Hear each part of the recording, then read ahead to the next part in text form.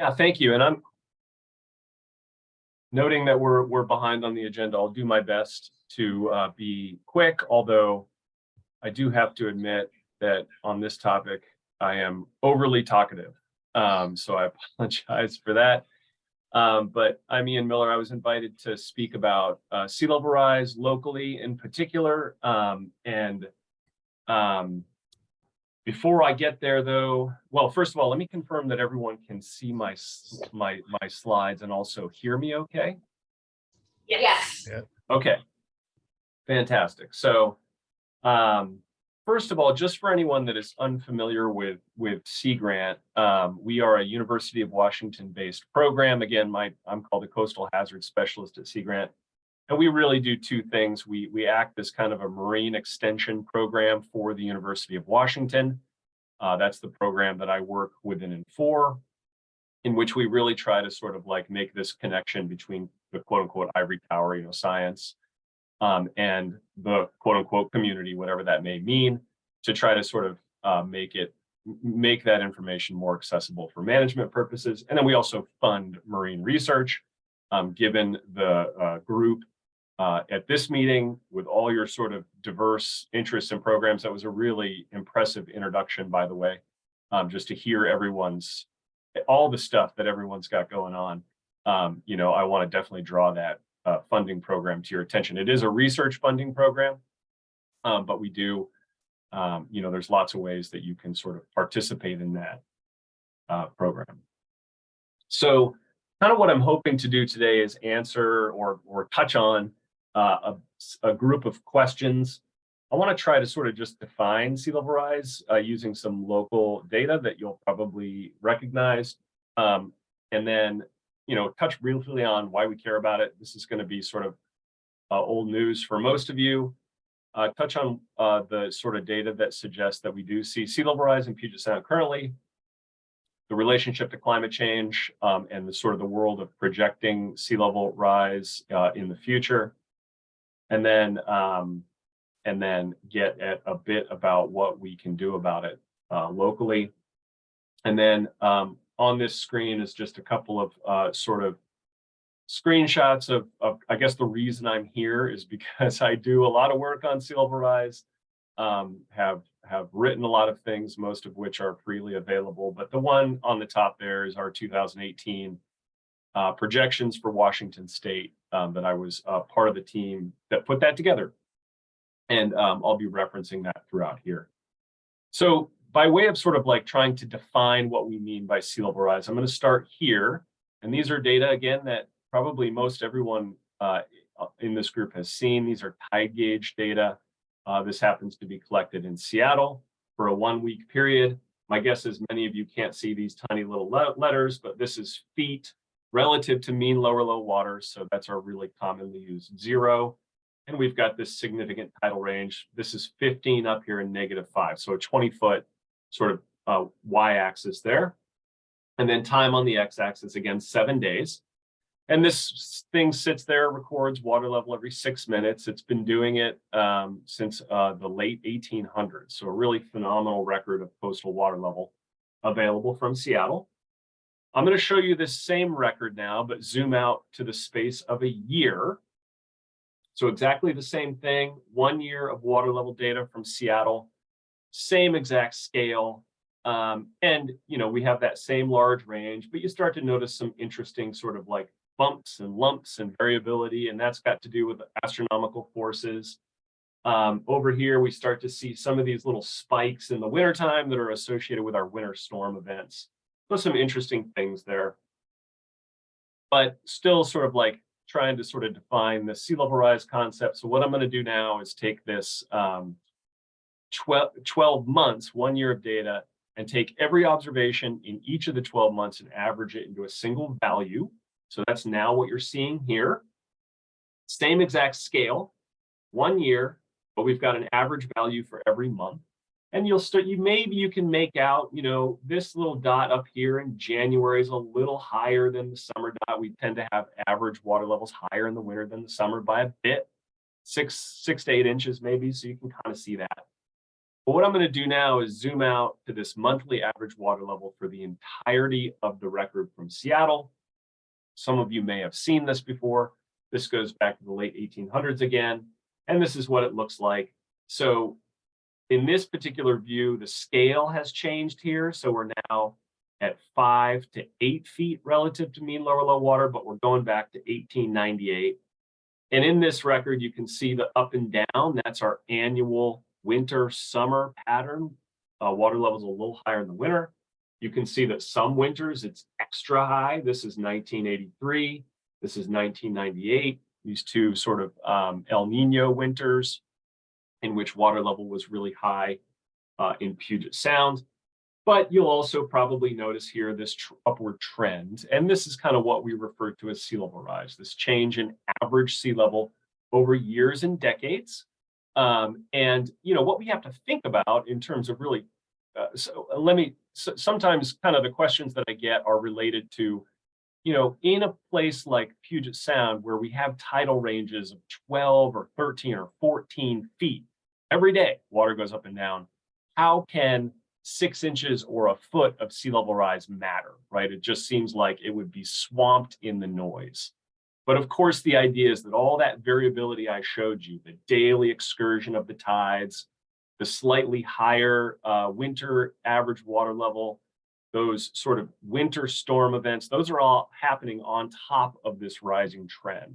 So in that context, we think about all that variability operating over that trend, we can start to get a sense for just those kind of highs creeping higher and the lows also creeping higher, actually.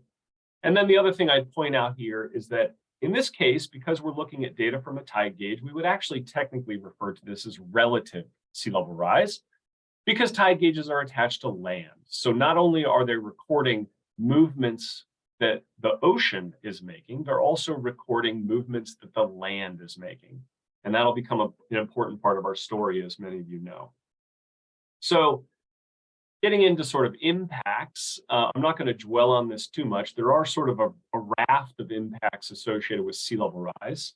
But, you know, the ones that we think about frequently are associated with flooding, sort of those the extreme events sort of creeping higher every year, leading to things like this: impacts to infrastructure, impacts to the built environment, roads, homes, buildings, utilities, things of that nature.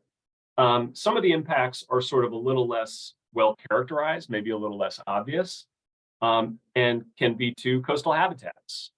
So this is a photograph that I took last summer, maybe 2 summers ago. My parents live on the near Chesapeake Bay in Virginia.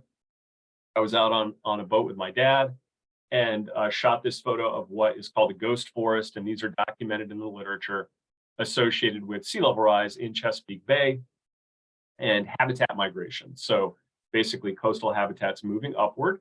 That can be associated with a variety of losses of habitats along the shoreline, something that is obviously of importance to those of us in Puget Sound that think about things like habitat ecosystem restoration.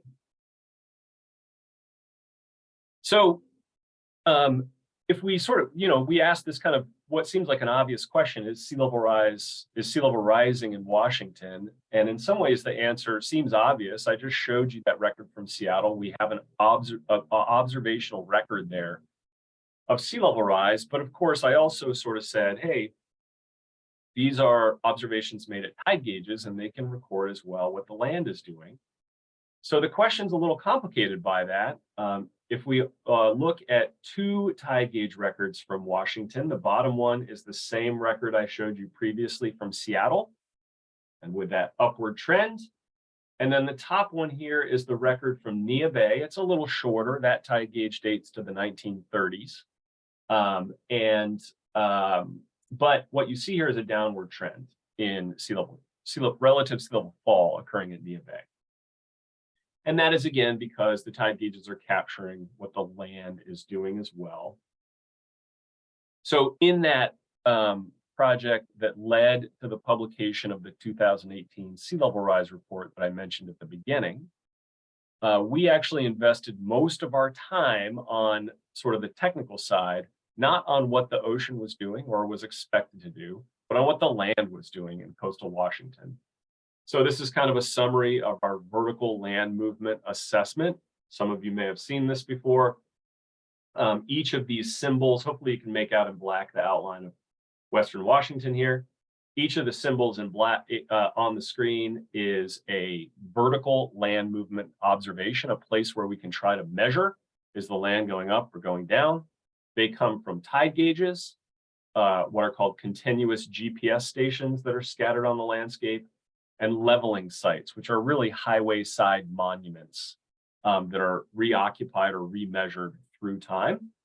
And then the colors are the rate of movement estimated for those locations, with cool colors being subsidence, hot colors being uplift, and the scale here is in millimeters per year, right? So these are slow rates, but over the timeframes at which we're typically interested in projecting sea level, they start to matter. They can amount to, in the case of Nia Bay, where we see rates of uplift of 3 to 4 millimeters per year, that's equivalent to something close to a foot over a century. So that really starts to matter in the context of planning for sea level rise. And if we go back to our network of tide gauges in Puget Sound, and they are marked with the squares in this map, and subtract the vertical land movement from each of those locations from the tide gauge record, so that we're hopefully estimating what the ocean is doing, this is what we see. So this is a little bit, this is unpublished, so it's a little bit rough here, but on the bottom you see time. This starts in the 1940s, basically when we have multiple tide gauges making measurements in Puget Sound. And then we've got feet. This is the change in sea level in feet relative to the 1990 and 2010 average. And the thin black line here is the annual average sea level. And the dark black line is a rolling 20-year average. And that averaging process is really just because this is meant to sort of give us a sense for, again, that long-term change. And so if you pay attention to that dark black line, you see sort of a fairly uniform upward trend in sea level through time. And again, this is for Washington State. It's looking at all those tide gauges together. And the rate we see here over this time period is roughly about 4 inches, which over this time frame of 60 to 70 years is about equivalent, a little bit slower than the national average and the global average. We have a slightly lower rate of sea level rise occurring here for reasons that actually aren't totally clear. There's some hypotheses out there, but haven't really been tested or assessed very rigorously. But we do have sea level rise occurring here in Puget Sound that is very sort of fairly unequivocal and is consistent again with what is occurring nationally and globally. So what's driving that? The evidence also points to this being associated with climate change. There are two processes that connect sea level rise to climate change. Both of them are processes that we tend to have a lot of familiarity with. That's why I've chosen these photos to represent them. The first is that, and I'm making an assumption that most of you have a climate change model sort of in your mind. So I'm not going to dive into that just to save time. But essentially, as we add heat energy to the global system, we have two consequences of that important for sea level. One is that we melt ice that is perched on land. So things like glaciers, ice caps, but most notably from the standpoint of sea level change, the ice on Greenland and the ice in Antarctica. And then we also expand water in the ocean basins. And again, both of those familiar processes, the thermal expansion one is well represented by systems that are built into your home to account for this in your hot water tank. So sort of well-defined, fairly well known processes, not always super well characterized on a global scale, which we'll get into a bit. So what is interesting and kind of new and exciting from a management standpoint, I think, is that we are getting better and better at tracking and measuring each of these components separately in a way that potentially allows us to think about utilizing them in management contexts, I think. So the way that thermal expansion is measured, or one way that it's measured, is using this global network of what are called Argo floats. These are these kind of autonomous diving systems that basically float around in the ocean autonomously, dive down to depths of many, many thousands of feet or meters, collecting temperature data as they go, come back to the surface, transmit that. And that allows for sort of a globally comprehensive assessment of temperature change and heat fluxes in the ocean. And the takeaway from that effort is the thermal expansion component. We do see an upward trend in the sea level consequence of that component. The time frame down here is fairly short, about 15 years that system's been functioning. But even over that short time frame, we can see an upward trend in what's called the steric height, the component of sea level associated with thermal expansion, at rates of about 5 inches per century averaged globally. Melting of land-based ice can also be observed. What I'm showing you here, hopefully you can see it because it's actually an animated plot going on here. This is derived from the GRACE satellite mission. It is a gravity measuring satellite mission that was launched in early 2000s. And it basically can measure changes in gravity on the Earth's surface. And since gravity is related to mass, that can be changed into an assessment of changes in mass. And as you have, these big chunks of ice in Greenland and Antarctica are massive. And as their mass changes, that can be tracked and measured using these satellite systems. So what I showed you here is the example from Greenland. These are available, by the way, on the NASA website. And so map of Greenland, basically it can be used to detect where that mass is being lost, and then also the overall change in mass through time. In this blue time series down here, this is 2002 to 2016.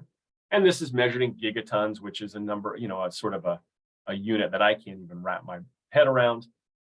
But you can see the downward trend here. And again, a way that we can measure mass loss from these huge chunks of ice. And again, this is kind of new to be able to do this. But again, allows us to sort of assess this component. And just like with the steric component, we see an upward trend in the ocean mass component of sea level rise that amounts to about 8 inches per century currently in terms of a rate. So we see both of those things occurring.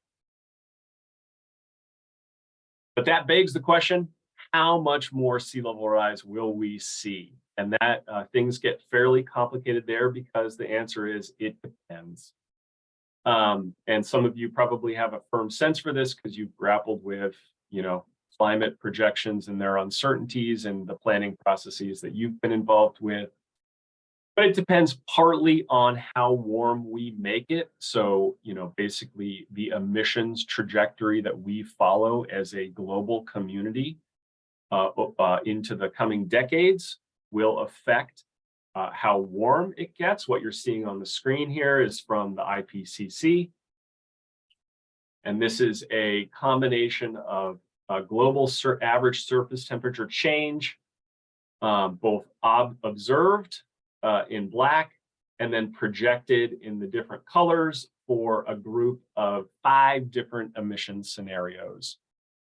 These are basically storylines of how much emissions are added to the atmosphere through time. And, this is old news for most of you, but more emissions, higher temperature, that would then translate into presumably both of those sea level components accelerating faster. We get more sea level rise as a consequence. So it depends partly on emissions. But some of the uncertainty is still associated with our understanding of how sensitive those two components are to temperature change. And by this term sensitivity if you're unfamiliar with it, is used to refer to basically if you increase global temperature or you increase the temperature of the ocean or the air, how quickly does ice respond to that? How quickly does thermal expansion occur in the ocean in different locations? And there's a lot of uncertainty about those components, particularly about the ice component. This is where most of our uncertainty in how much sea level rise to expect in the future comes from. Just as an illustration of that, there's been a lot written about this. You can find quite a lot online, including in our report, sort of trying to describe and characterize the state of uncertainty associated with sea level rise components, ice in particular. This was an article from 2 years ago in which a sort of science campaign in Antarctica came back and sort of reported on what they felt like were troubling signs they were seeing from Antarctica, but sort of made sure that, they sort of characterized that it was very uncertain. So this title of this article, could fail within 5 years.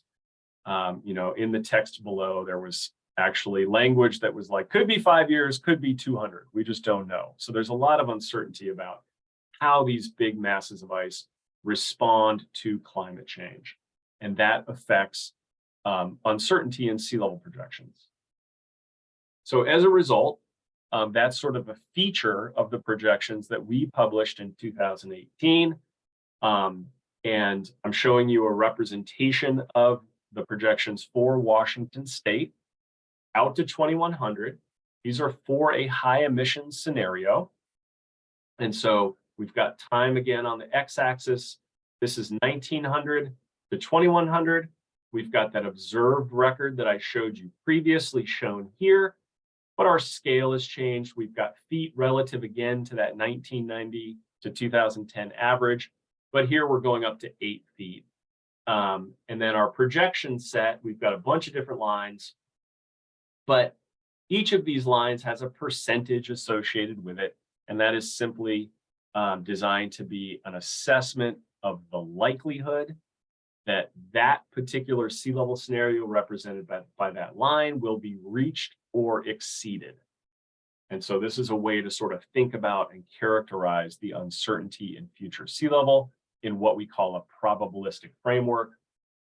And basically the idea is that people that are in positions to plan for sea level rise have decisions to make about sort of the scenario they're going to select based on their own assessment of risk tolerance and maybe the particular thing that they're planning for. You may opt to choose for, this 50th percentile, which would be sort of something that we are likely to see by 2100. Or for particular applications, you may choose to plan for the first percentile, something higher magnitude, but less likely to be reached or exceeded. So that's kind of the idea behind that probabilistic framework. But of course, as I kind of alluded to at the beginning, we also have a lot of land movement, vertical land movement occurring in Washington. We put a lot of effort into this in 2018 to characterize this, because if we're in a place planning for sea level rise, we typically want to incorporate that. We don't want to just sort of project what the ocean is doing. We also want to understand what the land is doing, put the two together to do what we call localized or relative projections for a location. So this is the same map I showed you previously, except in this case, the rates of vertical land movement are interpolated to the coast. Hot colors are uplift, cool colors are subsidence for the entirety of coastal Washington. And then this is an uncertainty map associated with that. But what we can do is we can take those estimates and incorporate them directly into the probabilistic projections I showed you previously, which we have done and are now available online. So if anyone's unfamiliar with this, I want to make sure that you know where to access this and what you'll see, and also how to interpret these relative sea level projections for your location. So what I'm showing you now is a screen grab from a website. This is available through the Washington Coastal Hazards Resilience Network website. There's a long URL at the top. You can also just Google Washington sea level projections and you'll find your way here. And this website, if you haven't been there, has a map that allows you to click on it. It's an interactive map and choose your location of interest. In this particular case, I've chosen an area within your LIO geography. It also allows you to select the likelihoods you're interested in planning for. So in this case, I've chosen the 1st percentile and the 50th percentile. Again, something that would be high magnitude, but sort of more unlikely, and then kind of a best estimate 50th percentile projection. And I've also selected 2 different emission scenarios, a high emission scenario and sort of an emission scenario RCP 4.5 that assumes that around the middle of the century, sort of the global human community figures out how to plateau emissions. And then what I get is a sea level set of projections for this particular area that incorporates the assessment of vertical land movement. That information's down here in this paragraph. Here I've got time out to 2100 and projected change in feet. Again, relative to that average centered on the year 2000. And so these are just the projections. These are just numbers. Oftentimes as a user, I'm just interested in getting a sense for what these mean on the landscape. Oh, sorry, that was a zoom in onto those projections. So to do that, these can be used readily with a mapping application. I'm going to show you the NOAA Sea Level Rise viewer. Although, there's many of you are very savvy with other technical mapping applications, so those could be utilized for the same purpose. The NOAA Sea Level Rise viewer is a free online, basically inundation mapper for the entirety of the country, including Puget Sound. The link is shown at the bottom there if you're unfamiliar with it. You can also just search NOAA Sea Level Rise viewer and you'll find your way to it. But here I've zoomed in on sort of the Bremerton area to illustrate how I would use this in concert with those projections. So the first thing I'm going to do is I'm going to map our 0 sea level, our contemporary sea level, basically. And I usually when we are sort of assessing the impacts of sea level rise, we default sometimes to just the idea of looking at an inundation, extreme events, that kind of wintertime flooding. So in this case, I'm going to choose to set the sea level rise viewer at 3 feet above mean higher high water. That is basically our contemporary, typical worst case wintertime event, 3 feet over mean higher high water. For those of you that were around for the December 27th event last year, that event was notable because it exceeded 3 feet above mean higher high water. But that's a very typical sort of wintertime extreme. And so if I set the slider at 3 feet, I can see here not a whole lot going on in this particular location. And what we're looking for here, they're almost invisible. There are these little tiny blue polygons here. There's one up here that suggests places on the landscape that are flooded during this event. So hopefully this is consistent with what you all experience if you're familiar with this geography. Not a lot of flooding in these locations associated with our sort of typical wintertime extremes. So let's start looking at the projections and building those in. So I'm going to move to 1 foot, which we can use our projections here to sort of say, okay, 1 foot of sea level rise. That's something we may see on this 1st percentile scenario by around, late 2030s, 2040s.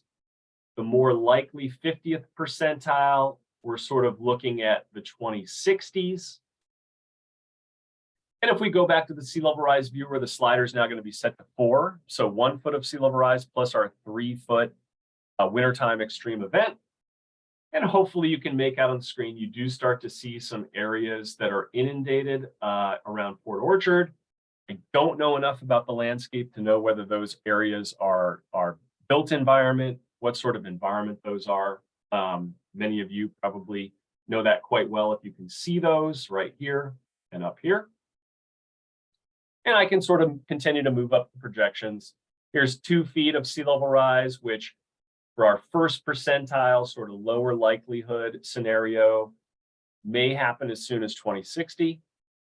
And then for our kind of best estimate, 50th percentile projection, we're talking about end of century. And if we go back to our sea level rise viewer and set it to 5 feet, so again, 2 feet of sea level rise plus our 3 feet sort of extreme event water level, we can start to see more blue appearing here around Port Orchard, and probably notably, at least for perhaps I think entirely Navy property, some flooding along that zone as well. And then I'm just going to stop here at 3 feet, which is possible by around mid 2070, 2080 for our first percentile scenario. And then for our best estimate is something we expect to occur in the next century. And so here, if we go to the NOAA Sea Level Rise viewer, we suggest some fairly impactful flooding associated with that scenario. In the Bremerton area, we've got some flooding associated with, it looks like some key transportation infrastructure here, and as well down in here in Port Orchard. So at least based on a simple assessment of this map view, a fairly significant inundation associated with an event like that on the contemporary built landscape. So I'm just going to end quickly with, what can we do? Again, this is going to be review for probably most everyone. A lot of these are the same approaches we use currently for dealing with existing hazards. For existing assets, we really have 3 fundamental options. We can protect, so we can, build a structure to try to hold that water back from whatever we're interested in protecting. We can obviously retreat infrastructure back from the hazard zone, or we can accommodate that flooding. Things can be designed to try to sort of deal with water in place. So fundamentally, those are our 3 options. None of these are easy. The decisions about which of these to employ are always difficult decisions to make that involve a lot of different values. But it's worth noting that there are templates for all of these in Washington State. One of the questions I frequently get is, oh, this one is not possible, or that kind of thing. And we see all of them employed in Washington State. And I would direct you, if you're unfamiliar with it, to what's called the Risk Reduction Project Mapper. Again, you can find this on the Washington Coastal Hazards Resilience Network website. And this is a place where people are attempting to sort of build a database of these different approaches and basically case studies throughout Washington. So this number 5 is one that I'm familiar with on the Elwha Delta, and is associated with a house retreat, basically a private project in which the owner decided to retreat their home. And so and you can see that there's good spatial distribution around Washington for different project concepts and examples that are designed to be used as case studies.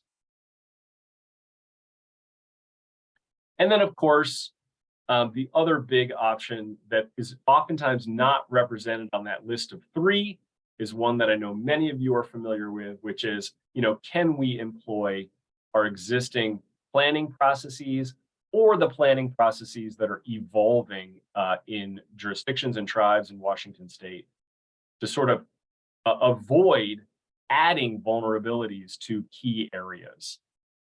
There's a number of planning processes that can be used for that. One that's frequently pointed to is shoreline master planning. And, there is evidence that jurisdictions are increasingly utilizing shoreline master planning to try to prepare for sea level rise and try not to add additional vulnerabilities to the shoreline.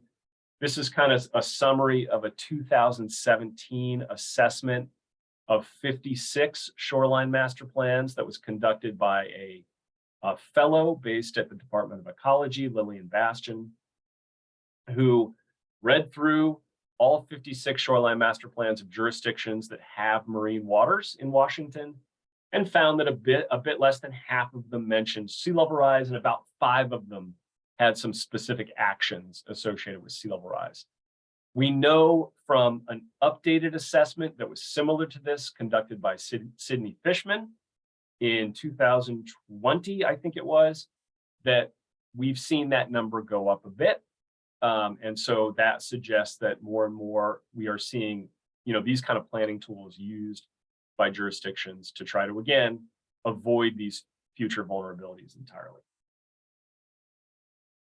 So a couple of links. I think that there was some added to the agenda as well. I'd also just direct you to my contact information at the bottom in case there's anything that we don't have a chance to follow up on.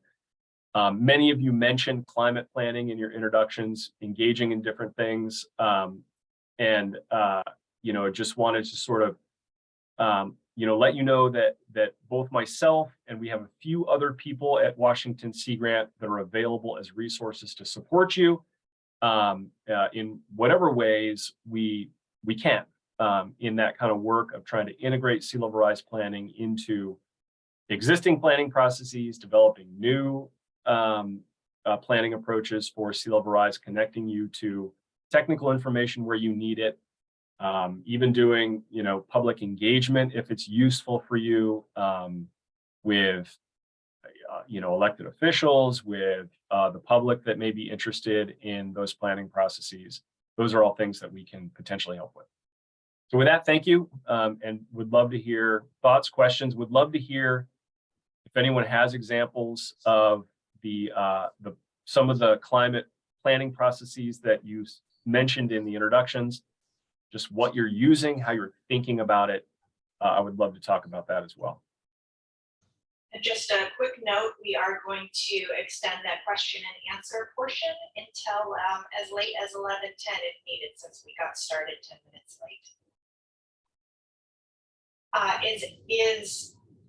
Is everyone okay with recording the question and answer section? Would anyone prefer that we don't?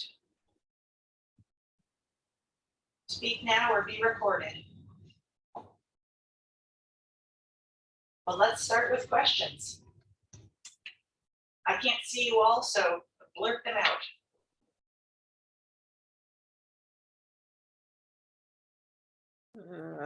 I'll raise my hand.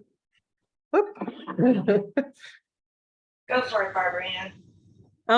Yeah, so I was wondering if you guys were also doing any kind of data collection or analysis of how different types of infrastructure respond to being occasionally inundated. I mean, one of the things that we're kind of up against is that it can be tough to plan for sea level rise when you're talking about something that impacts a very small area for a few hours a couple times a year. So we're mostly trying to figure out there are some things that absolutely cannot ever get wet, but maybe there are some things that can. I mean, I don't know if you've been looking into things like whether or not we should be moving water lines and electrical lines and sewer lines out of these areas. Well, so, I think there is growing interest in that problem. I mean, there are obviously some principles that you've kind of alluded to, right? Oftentimes, part of the process of thinking about or conducting a vulnerability assessment has to do with sort of trying to determine how sensitive whatever you're interested in looking at is to sea level rise and to the flooding associated with it, or to potentially other impacts, things like groundwater changes, et cetera. That oftentimes is kind of a decision made within the context of the vulnerability assessment based on input from people that know those assets best. But generally speaking, or I guess let me throw out a couple of examples. One of the examples that I'm most familiar with is because we were involved as part of the process, the same project that in which we published those projections, we also engaged with a group of landscape planners that were involved in the Owen Beach renovation, which is a beach park outside Tacoma. And it was kind of a test case for building sea level rise into their design process. And, you know, there they had sort of things like park benches and things of that nature, which, you know, they sort of like felt comfortable with being flooded, especially during the wintertime when people weren't using the park. You know, slightly higher maintenance costs, slightly higher sort of or shorter lifespan for those bits of infrastructure. But, you know, the decision, you know, the value associated with having them near the water was worth it.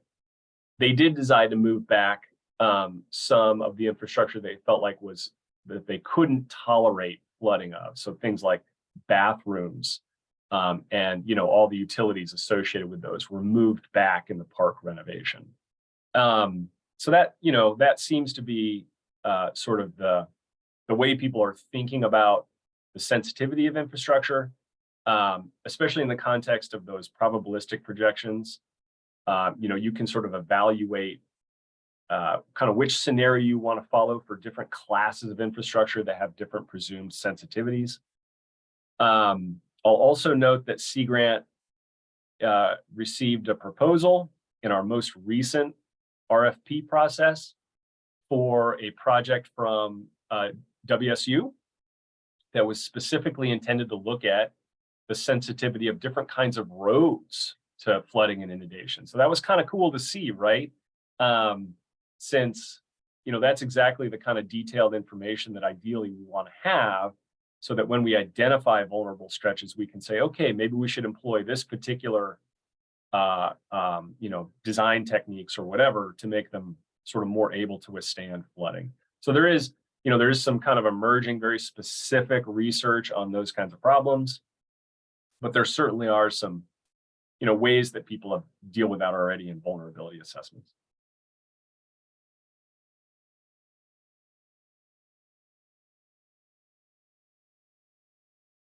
It's worth noting as well, since there's no other hands up, I'll just note, and this is obvious, right? When it comes to like private homes, it gets a little more complicated because it may have less to do with actually the damage to the infrastructure and more to do with people's, you know, sense of anxiety or sense of, you know, sense of threat than anything else, right? That's certainly something we see. Everyone has a different sort of threshold at which they say, hey, this is too much. And, you know, I don't want to deal with this anymore. That may have nothing to do with kind of the design of the home or the infrastructure they have on the property. So now, is that something that we should, those kinds of that kind of research will that be something that you'll make a point of posting on that website then? As it becomes available? Yeah, what we tend to put on the Coastal Hazards Resilience Network website, there is a resource library there. Okay. And it tends to be things that are sort of like when they make it to the stage of quote unquote guidance, right? So we wouldn't typically post like an individual peer-reviewed paper. But one of the goals for this project, if it's funded, is they do intend to create sort of guidance intended for transportation planners. So yeah, that would absolutely be something we'd put on there. There is a couple of years ago, myself, Sydney Fishman, who's now at Sea Grant, who some of you may know, and Nicole Fagan, who's retired from Sea Grant, authored a report that we called Coastal Management Options for Washington State, or Sea Level Rise and Coastal Management Options, that explores sort of generally some of those trade-offs associated with things like impacts to infrastructure, you know, whether you may decide to choose a defensive option versus a retreating option versus adapting option. So that, but it's very general. It doesn't get into sort of design specifics, but it does cite some other documents associated with things like building practices that can be employed. Gets a little bit into, you know, there's a lot of questions about septic system response to sea level rise. that I feel like there's a lot of room there for work to be done and guidance to be created. Gets a little bit into that from some other locations around the country. So that's another place that I'd point you. Steve, you've got your hand up. Yeah, thanks, Ian, for visiting with us and presenting. This is great work. And you mentioned early in your presentation about you used the ghost forest as an example of coastal migration from sea level rise. And I'm wondering if the sea level rise data and research that you've shared with us has been incorporated more into that kind of coastal habitat migration. I'm thinking about coastal squeeze and not so much on sort of flatter, already flood vulnerable kinds of locations, but bringing in coastal erosion vulnerability from different geologic formations and steeper terrain along the shoreline and things like that too. Yes, I'm glad you brought that up, Steve, because, well, I mean, for a whole variety of reasons. So this concept of coastal squeeze is one that many of you are probably familiar with. It's this idea of, one of the mechanisms by which habitat can be lost associated with sea level rise if it's essentially prevented from migrating upland by a barrier, whether that be a topographic barrier, which we have lots of in our region, or by a man-made barrier, something like arboring or a dike or a levee or something along those lines. And it's worth noting that the Northwest CASC, the USGS, what are the Climate Action Service Center, I think is what it stands for, is currently doing an assessment of or like a research needs assessment for coastal squeeze in the Northwest. That's currently ongoing. So if anyone is unfamiliar with that, there should be something coming out about that in probably weeks to months. So two things about it. One is that there are efforts to sort of try to evaluate how habitats may migrate in association with sea level rise.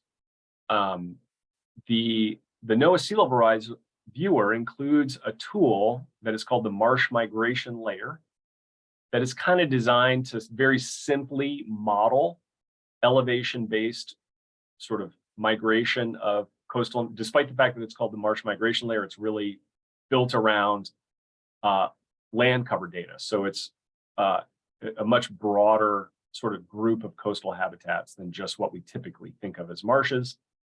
We incorporated that into an assessment that we conducted and finished the first phase of, funded by the HSIL actually, to sort of evaluate the sea level rise vulnerability of parcels in Puget Sound. So we built that kind of marsh migration layer into that and used it as a way to evaluate for every parcel the possibility that habitats would be lost there.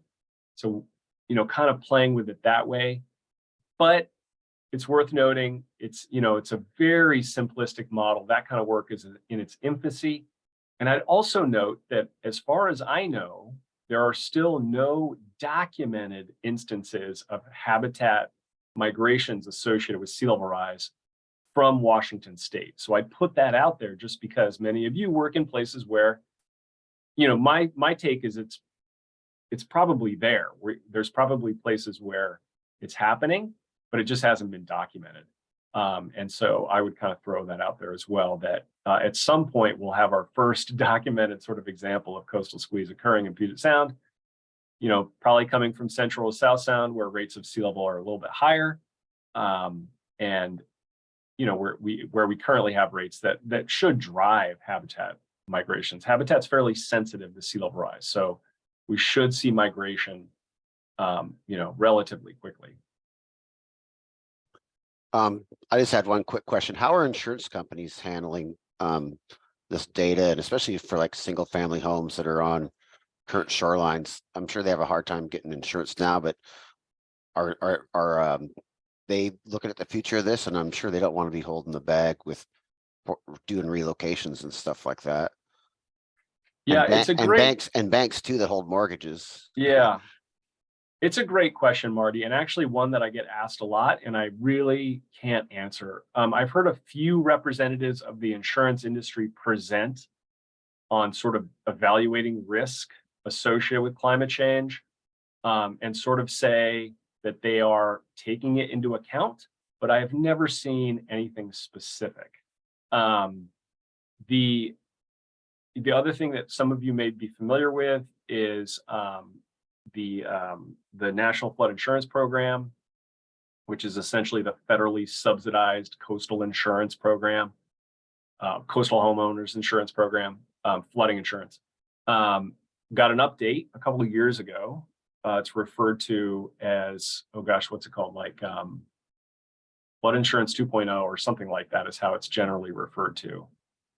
And, that was this kind of new way of, or was billed as a new way of valuing risk on the shoreline that took into account, supposedly, not only sea level rise, but other sort of climate related drivers. However, it's been really hard, or for me, impossible. I don't know if there's other people that are closer to the program that have been able to access information about exactly kind of how that's done. And it's not at all clear. In our area, at least based on what I heard, it didn't result in really much change in the amount of money people were paying for insurance. In other parts of the country, it seemed to, result in some changes to how much people were paying. Around here, I didn't hear too many stories like that, but it's hard to sort of like get information about that program or even about flood insurance payouts. The December 27th event that we had last year was notable because it flooded a lot of places that had not been flooded before. And I was kind of hoping to see an assessment of flood insurance payouts associated with December 27th. I haven't seen anything like that. That might help to at least answer questions about the magnitude of payouts, that kind of thing. So I have a lot of questions, as you do, about exactly how the insurance industry and the mortgage industry is sort of accounting for these risks. Thank you. All right, so just a couple of quick things. We are going to have a break that will end at 11:20. I do want to very much thank Ian Miller for coming, and I encourage you to use his contact information for more questions. If Ian is available, and if anyone has another question that they would like to use their break asking, I'm open to that. But the meeting will start up again at 11:20. And Ian, that's just such a great presentation. Thank you so much. Thank you for having me. And let me also just point out that it's awesome that Kelly is following, because I think the program that Kelly's going to talk about is very related.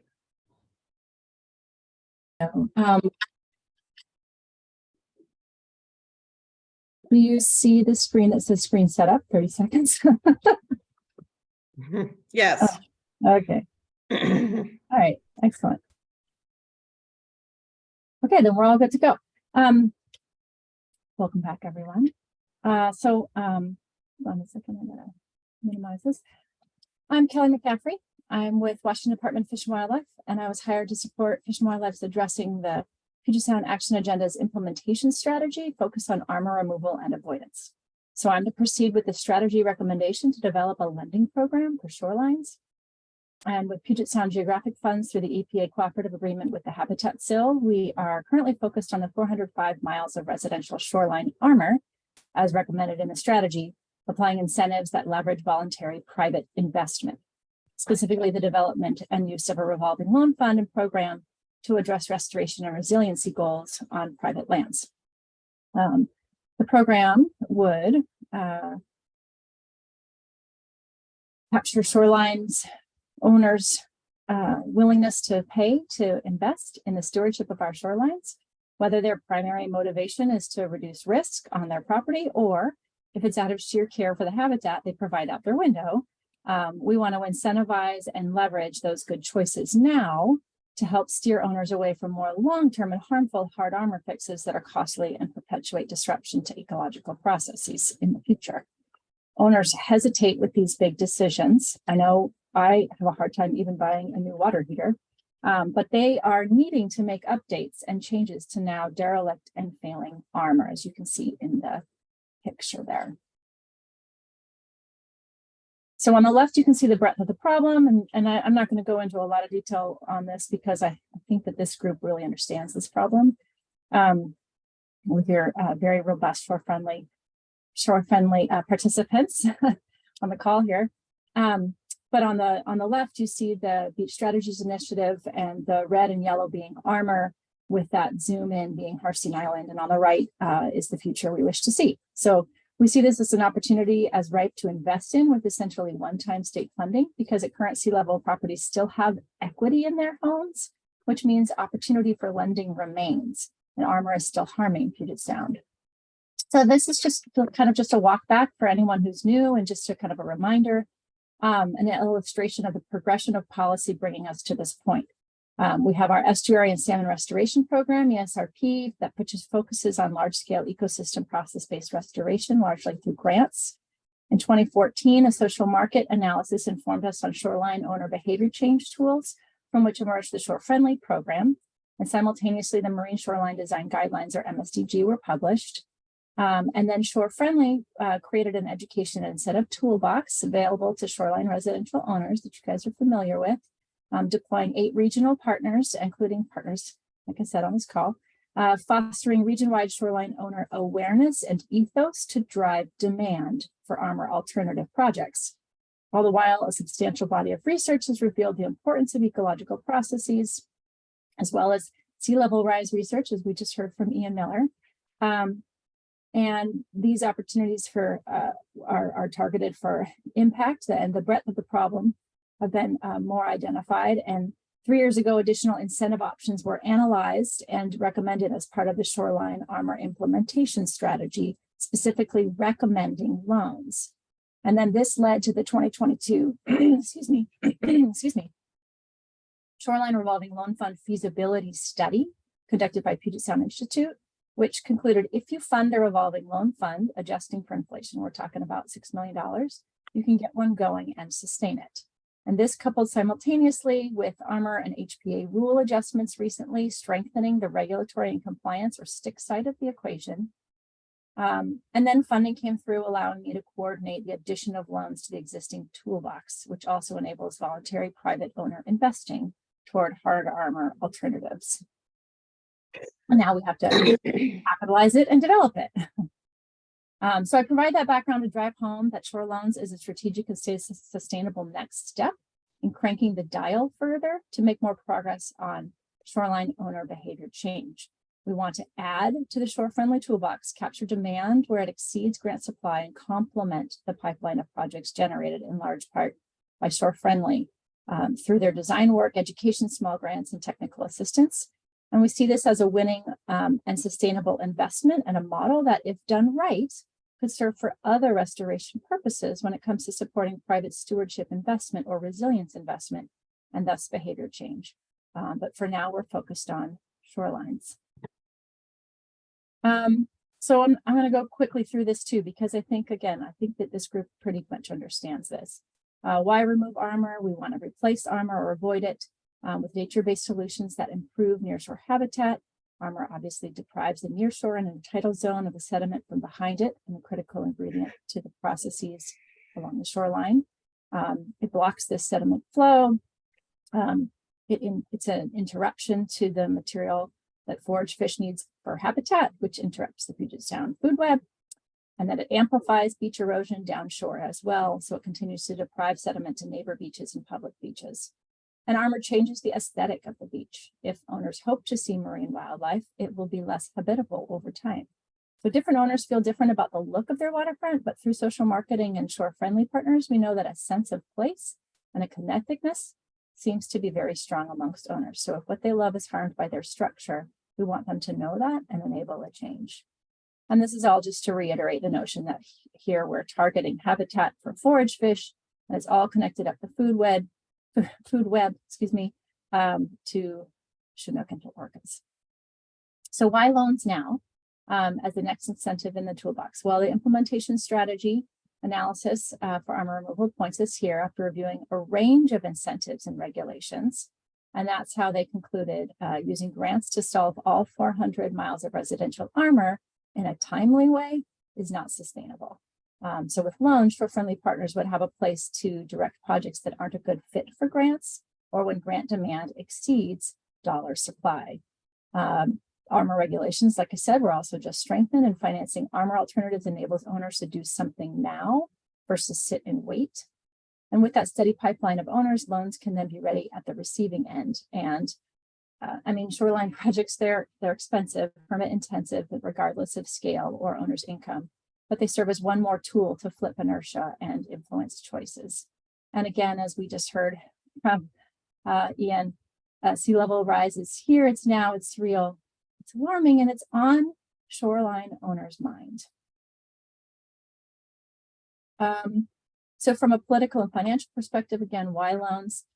We anticipate, like I said, a one-time legislative request just to get it started and revolving. The feasibility study, like I said, recommended about $5 million in 2021. We're now in 2024, and inflation. Once it got rolling along, it would then serve about 6 to 10 projects concurrently. That's if it remained at that $5 million to $6 million level. Leaving roughly about $600,000 in the fund as a baseline while funds were lent and repaid. And this is how Maryland has been doing it for over 20 years, the state of Maryland. The concept here is to secure and stretch public funds farther, repaying towards the next project. This essentially, and this is key, like I said, it leverages private dollar investment that's already occurring. It just nudges it towards sustainable nature-based solutions.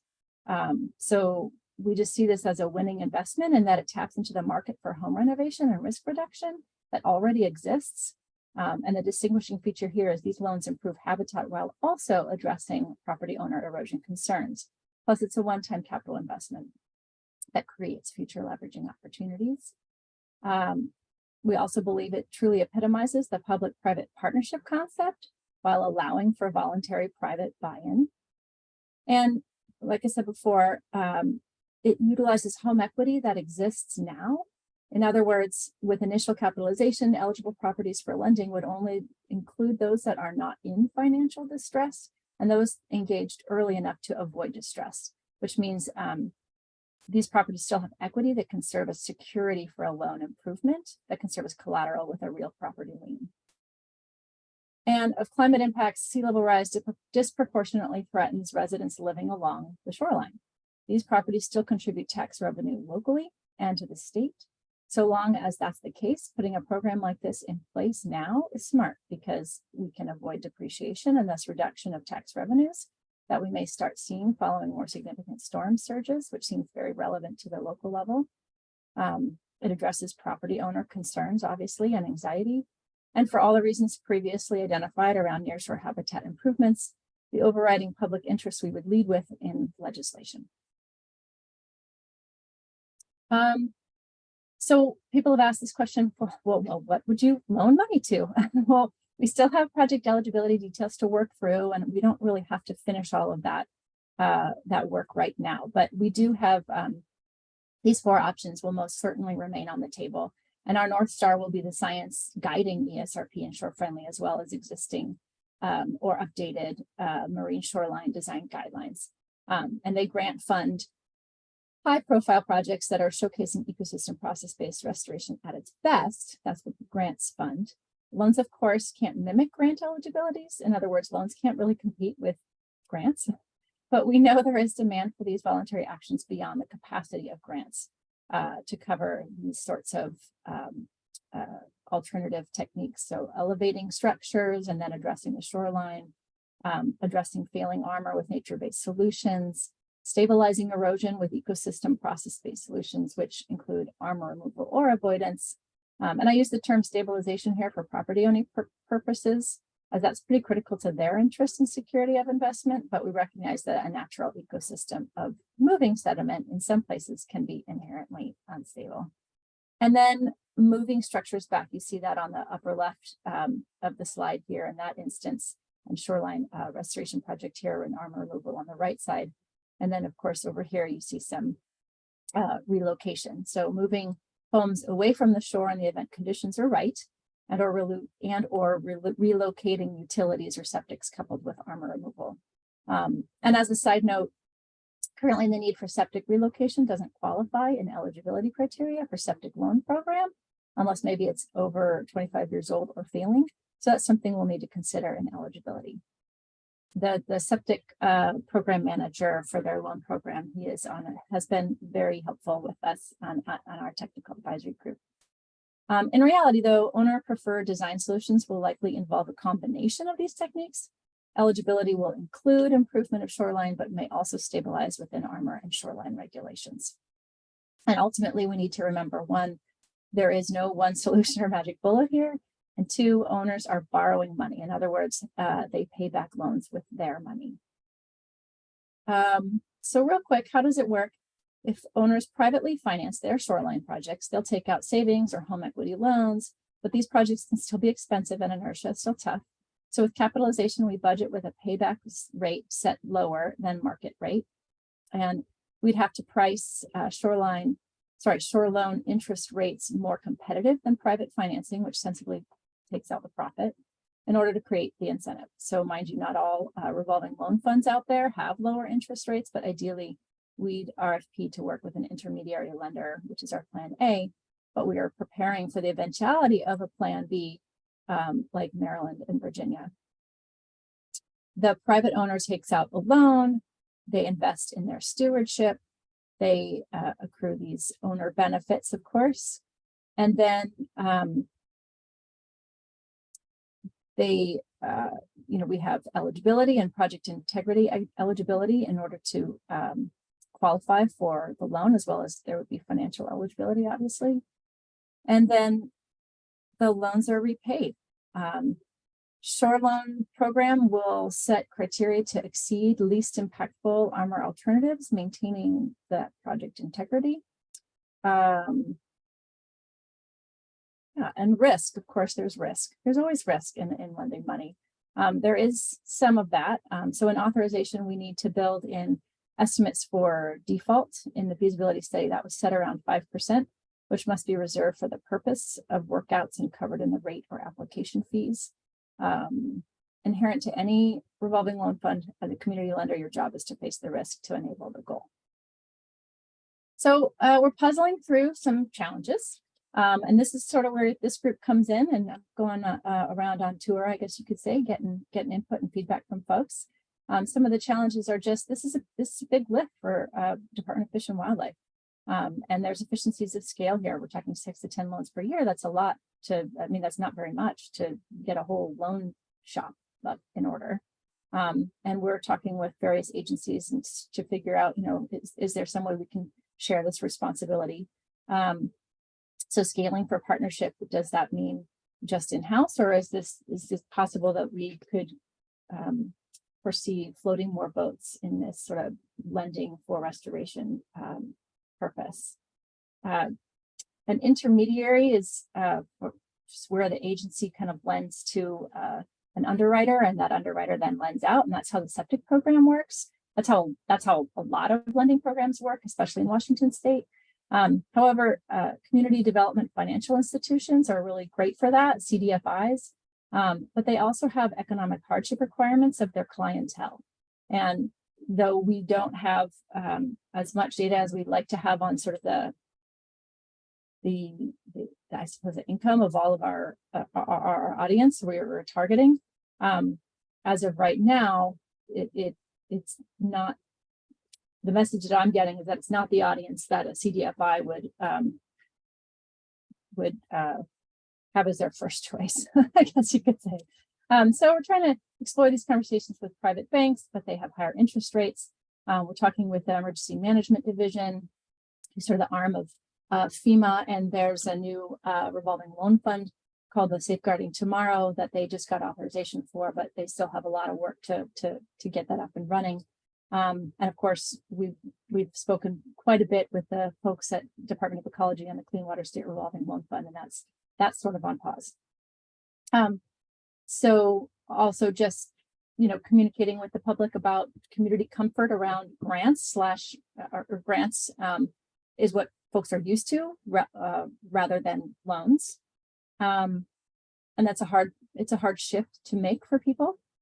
And then just avoiding programming that perpetuates maladaptation and communicating with the insurance community, as those questions came up just with Ian's slides just a minute ago. So with this group, just if anyone has any thoughts, we could kind of do a round robin. If anyone has any thoughts as to red flags or concerns that you believe we've got to tackle here, how does this complement and lift the work that you do? Other suggestions on local connections that you think of folks that I should talk to, or other stewardship or best practices for application of budget finance mechanism.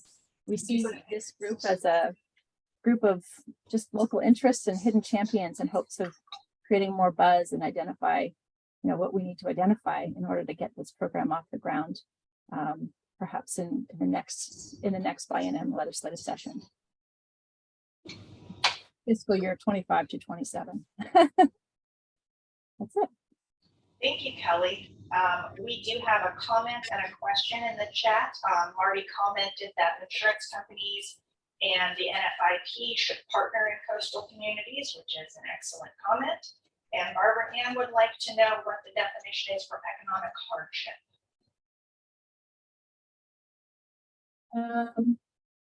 Sorry. I cannot seem to see your chat. So can you ask that question again? Yes, Barbara had actually two questions. I missed one, which is, are these septic relocation funds available if the house is not relocated? And she would also like to know the definition. I'm sorry. Let me ask you the first question. Since I'm not the septic program manager, so don't quote me on this, but my understanding is that there's 3 things that make a septic tank eligible for the septic program. One, and because I've asked these questions, but one is it has to be over 25 years old.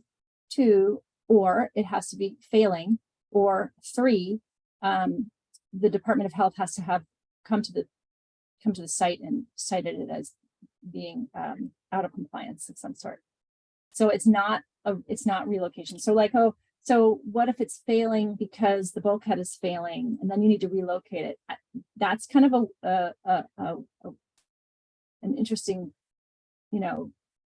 conundrum there, because I've talked with them about that, and I've asked, how many of these situations may there be that you are needing to focus on? And they said there would need to be an assessment done of something like that. But because this particular audience, of shoreline owners isn't necessarily who they're targeting, that my understanding is that there isn't an energy there at Department of Ecology anyway to put into doing that sort of assessment. So that kind of an interest may need to come from another source. And can you comment on how economic hardship is being defined for this? I don't have a definition for ourselves. That's not something that we're putting into play here at Fish and Wildlife. That's a rule that Department of Ecology they work with. I don't have the exact definition. It's pretty standard though. I'm sorry. I wish that I could find out though. I've got it somewhere in my notes, but since we're not really using it, I can't recall where exactly it comes from. It comes from like the Clean Water State Revolving Loan Funds or EPA or yeah, I'm not quite sure, but I can find out. So yeah, the reason I asked is because this is a question that came up. We were trying to kind of redo our maintenance, our septic maintenance, financial assistance for things like pumping and inspections and things like that. And we decided to add an economic component to it. And we discovered that we opened up a whole can of worms in terms of how that's defined. Yeah. So I was like, oh, maybe you've answered that question. No, I haven't really tackled that. I just know it's the definition of, certain agencies use it, and it's escaping me right now because I don't think about it all that often. I need to go back to it, to be honest with you, because I need to better understand it. Mhm. I just know in our social marketing analysis, they did, ask questions that would lead us to understand sort of what the sort of income or what the economic status was of various, the shoreline community. And a lot of people don't answer those questions. So there might be, sort of federal information about that, but in those kind of surveys, a lot of people don't answer them. They have other questions like that are proxy questions that are like, do people have their master's degrees or whatever, and kind of like get a general sense. And from that social marketing analysis, it wasn't obvious to us anyway that the population of shoreline owners was, majority economic hardship. It was more of minority. Not that there weren't any, because there definitely are a lot of land rich cash poor people. So let's hear from Steve Todd, and then Eric Steffens will get the last question. Thanks, Kelly. You were talking earlier about eligible projects included elevating a structure or moving a structure back. And you had a good example on there. And it just made me wonder if there's a condition to that loan assistance that would be, say, a landowner is considering rebuilding an existing seawall or bulkhead, and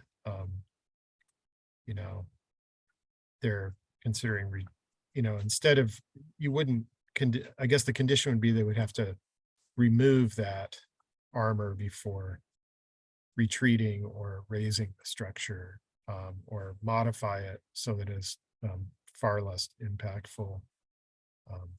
Is that the case?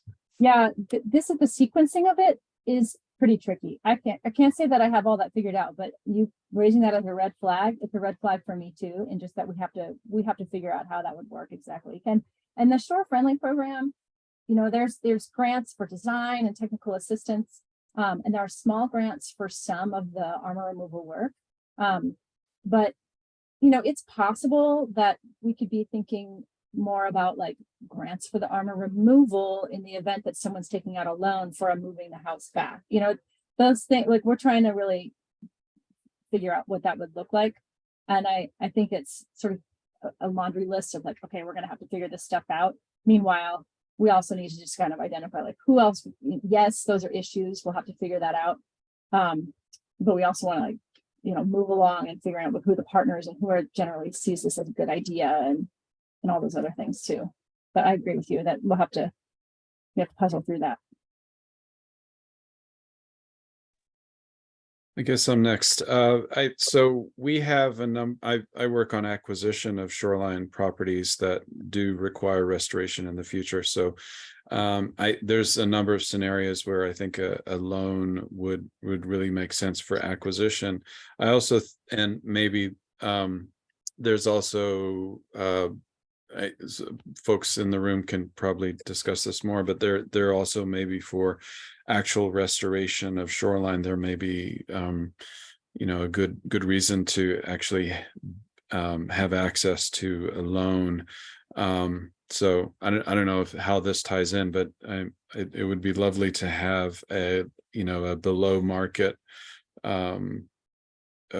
access to loans for acquisition as well as restoration.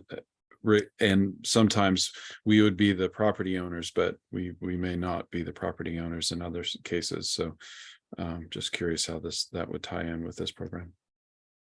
The program, the agency has, I think, primarily thought of this as being for the restoration piece. We had some draft legislation that we were preparing to move forward this in this next biennium. And the agency has decided that new policy and new money is really better for this beginning year of a new biennium. So that's why we pushed it off to fiscal year 25-27. But in that legislative language that I've prepared so far, that's a big highlighted spot is acquisition. Like, do we want to include this? So it would be great to have like a follow-up conversation with you, Eric, just to kind of better see like how would that work? What would that look like? Because I'm certainly open to it if the end goal, right, is the shoreline restoration. So we just need to figure that out. And there might be rules around that too. But you know, the Clean Water State Revolving Loan Fund, they do allow for acquisition. I mean, ultimately, it just needs to be paid back. Right. Yeah, I have a situation on Hood Canal where we're trying to buy 500 feet of shoreline that will be removed. Armoring will be removed eventually, but the property owners want to sell now. It's $2 million. We're getting grants, but those grants aren't available. That just as an Yeah. example. So like a bridge loan. Yeah, and we're actually applying for one grant that will pay back loan interest on if we were to get a loan. There's actually grants out there that will pay back loan interest payments. So anyway, something to consider how to coordinate those. Yeah, for sure. I'll reach out to you because that sounds like it's worthwhile to talk further about that. Thanks. All right, I would like to thank Kelly on behalf of all of us for this excellent presentation, and point out that her contact information is on the bottom of this slide and it is below her face in her square there. So please get in touch with her if you have questions. And thank you again, Kelly. It was excellent. Thanks for having me. I hope to come back and let you know where we progress. That sounds great. All right, I am going to pass to Renee here.